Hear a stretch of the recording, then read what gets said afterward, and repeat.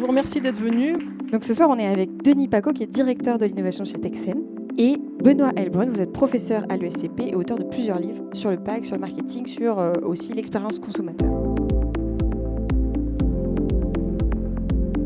Pourquoi on vous a rassemblés ce soir, pourquoi on a fait ce magazine, c'est aussi parce qu'on avait envie de vous rassembler, vous, acteurs du pack, autour d'un même objectif, c'est le juste emballage. Il faut qu'il devienne vertueux, il faut qu'il devienne recyclable, mais également qu'il soit capable de rester aussi séduisant qu'il pouvait l'être auparavant.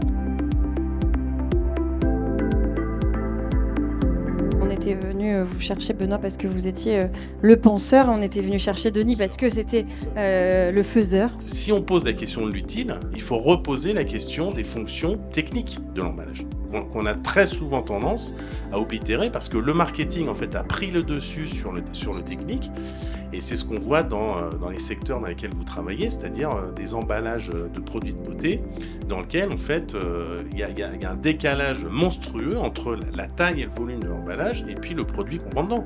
On va être chacun dans notre coin à imaginer des solutions, ça va être très long, ça va être certainement pas très efficace, alors que là, en partageant, y compris avec nos confrères et compétiteurs, pour autant, on arrive à imaginer des solutions communes. Il faut revenir vers la dimension de la substance, de la matière, des ingrédients. Enfin, c'est une nouvelle rhétorique qu'il faut mettre en place.